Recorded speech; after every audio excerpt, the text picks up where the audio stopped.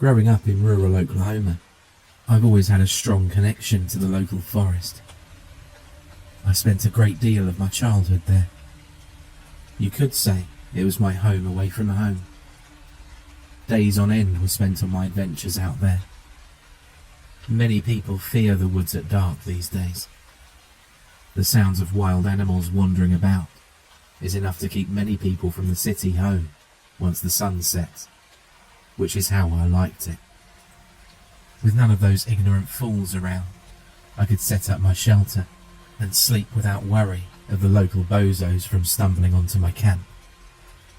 I wasn't very popular, you see, but that doesn't matter now. I was fearless in those woods. The sounds of the coyotes howling scared most folk back to their cars and straight home. But I'd learned that the coyotes were much more afraid of me than I was of them, and after a while, I just learned to ignore them. The closest thing to an actual worry I had was the local mountain lion, but even he would leave me alone so long as I didn't sleep in the open. I had nothing to worry about. I had a pretty good setup. I had my old family cabin for the really bitter weather, and my tube tent for everything else.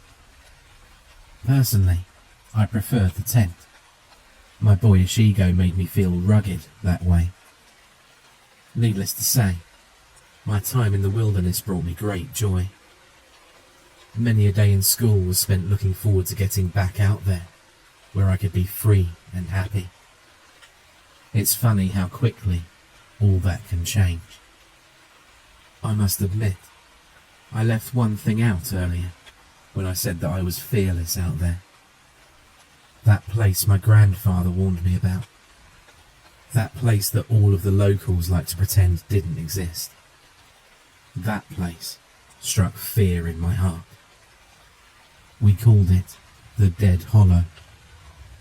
Well, not because anyone in particular had ever died there, so much as there was nothing but dead, overgrown bush for at least a square mile. Grandpa said the place was cursed, and that the sun never shone directly on that hollow. He never told me why or how the place was supposed to be so dangerous. He just made sure that I promised never to go in that hollow. The place had been like that long before the non-native settlers came here. The natives already had a history with the place though, in that they avoided it. They called it Devil Rock. No one knew why they called it that. There certainly aren't any mountains or large plateaus in this area. Then again, none of us had ever really been inside the hollow, so for all we knew, it was full of sunshine, dust and fairies. I still remember it, like it just happened yesterday. I wish I could forget. School was out for the summer, and I was excited to get back to my camp again. I packed my bags the first night school was out, and come morning, I told my parents I was camping out for a few days. Mother told me to be on the lookout for our neighbour's youngest son, James. Apparently, he went out to go fishing at the river, and was taking his sweet time coming back. His parents figured he was just having too much fun to come home. I figured the little idiot had gotten lost on his way back. The boy had no sense of direction. How his parents let him out and about is beyond me. It took me a good hour or so to hike to my favourite clearing. It was a nice place to set up camp. The ground was nice and flat. It was reasonably close to a stream. For some reason though, the local fauna avoided the place like it was poisonous.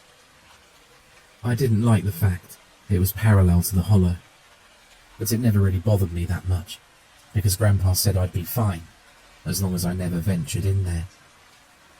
I pitched my tent and set out to gather some firewood. The best thing about summer was the daylight gave you a lot of time to work with.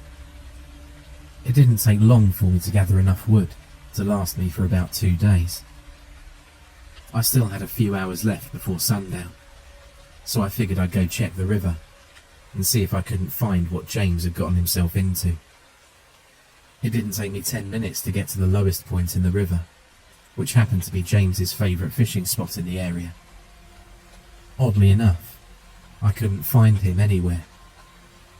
After poking around for a minute, I found his fishing pole and tackle box, but no James in sight.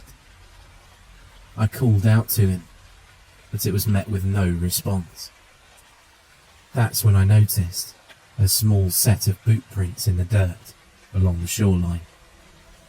There was no mistake. These had to be his footprints. The footprints led away from the river, and to my shock, straight towards the hollow. He'd been warned to stay away from the hollow, just as I had been.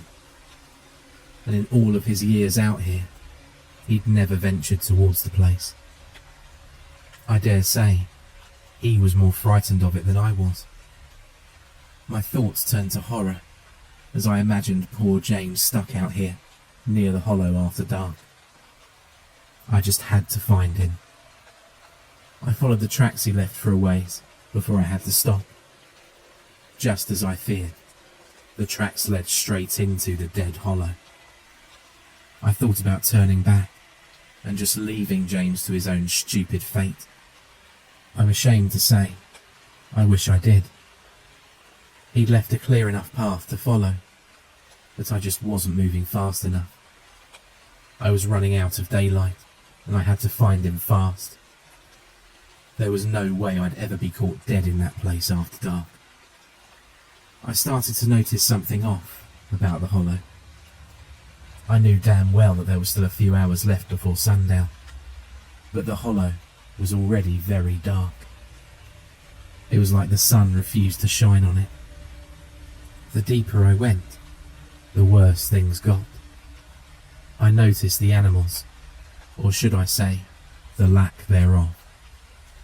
There were no traces of any living creature. No birds chirping. No squirrels prancing in the bush. Just the sound of complete silence. I soon felt myself experiencing an awful case of the chills. I felt my arms, and they were cold to the touch. For late May, it sure felt like the middle of December. But the worst part by far was the unshakable feeling that I was being watched. I felt like there was a set of eyes staring down my back. And that's when I heard a twig snap behind me. Without thinking, I dashed in the opposite direction of the sound. I didn't realise until it was too late that I'd run deeper into the hollow. Not only that, but I'd managed to get myself turned round. As I scanned the sky for the sun, my heart sank. The sun was setting. It didn't take long for the already dark hollow to become nearly pitch black. I stupidly forgot my flashlight back at the camp. Normally when you're lost, people advise that you stop and collect yourself. In my state of fear, I wasn't about to stop looking for a way out of that godforsaken place. I stumbled around in the dark for what seemed like forever, until I was startled by the crunching of dead leaves in the distance, followed by an audible snap.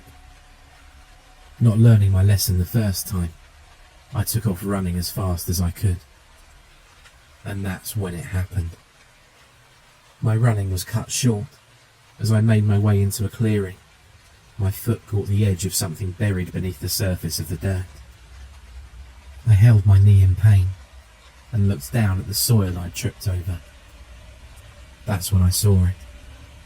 The lone stone. There was enough moonlight shining through the treetops in the clearing that I could see a large stone hidden beneath the ground.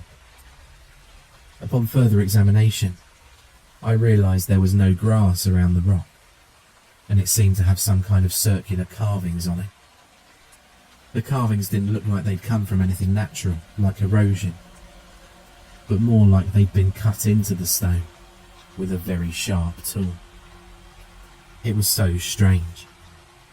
There just seemed to be something wrong about the stone. Just looking at it made me feel disparaged. like something inside me wanted to lay down and die. My ears began to ring loudly, and my stomach turned as I doubled over to the ground in pain. That's when I saw James's boot lying on the ground. I realised that whatever had chased me here must have surely chased him here too. I couldn't take any more time near that stone. I had to put some distance between us. I found what I thought was west, the direction of my cabin, and started walking ever so cautiously. It didn't take long for me to catch sight of the riverbank. It was too dark to walk home, and my cabin was closer, so I decided I'd hole up there until the morning. I made my way back to the cabin. It wasn't much, but it put 4 walls and a ceiling between whoever, or whatever, it was that had been chasing me. Once inside, I pushed some of the furniture up against the door and tried to make myself comfortable for the night. Somehow, I managed to drift off to sleep. I was jarred awake by a tapping sound. I realised that someone, or something, was at my window tapping. What I saw next almost relieved me. The moonlight in the background lit up enough for me to see a pale, blonde-haired face. It was James. I sprung up and started towards the window to let him in. But something was wrong. His eyes were blacked out, like a shark's eyes, and his mouth was moving sporadically, with no words coming out. The look on his face was contorted. When his face shifted towards me, his tapping became more intense. He didn't have to say anything for me to know what he wanted. To open the window and let him in. I stared in horror, too petrified to move. His face seemed to become more disfigured by the moment. His lips curled back, revealing broken and jagged teeth.